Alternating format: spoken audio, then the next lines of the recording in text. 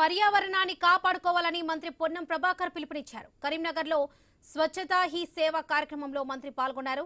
Lower Maneru dam సమీపంలో పరిశుభ్రత పనులు చేపట్టారు.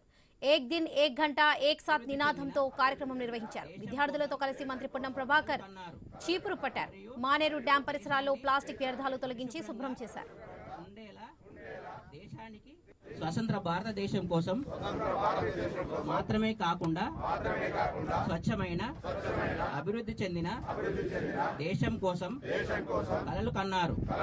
మరియు దేశాన్ని పరిశుభ్రంగా ఉండేలా దేశానికి సేవ చేయడం కొరకు మనమందరం ప్రతి సంవత్సరం 100 గంటలు అనగా ప్రతి వారం 2 గంటలు స్వచ్ఛందంగా పనిచేయడానికి కేటాయిస్తానని, పరిసరం అపరిశుభ్రం చేయనీయను అని స్వయంగా మొదలుపెట్టి నా కుటుంబం, నా పట్టణం, నేను పనిచేసే చోట పరిశుభ్రంగా ఉండేలా చూస్తానని.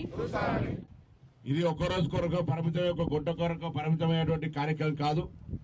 మొన్న ఒక రోజు హైదరాబాద్ లో ఒక కార్యక్రమంలో పాల్గొన్నప్పుడు ఒక తల్లి ఒక బాబు వచ్చి, మామూలుగా 5-6వ తరగతి చదువుతున్న పిల్లవాడు ప్రతి వారం 2 గంటలు ఆదివారం రోజు హైదరాబాద్ లో లేక్స్ క్లీనింగ్ కొరకు తను వెళ్లి 2 గంటలు స్వచ్ఛందంగా పనిచేస్తా ఉన్నాడు. ఇదొక హ్యాపీగా, ఇదొక అలవాటుగా మన జీవితంలో ఇదొక భాగంగా స్వచ్ఛత అనేది చేసుకుంటే తప్ప రాబోయే కాలం లోపల మనం తరాలు మరి బాగుండేటువంటి పరిస్థితి లేదు. ఇది పారిశుద్ధ్యాన్ని కాపాడుకుంటూ, కాలుష్య నివారణ చేస్తూ, మనం పర్యావరణాన్ని కాపాడుకునే విధంగా మన వ్యవహార శైలి ఉండాలి.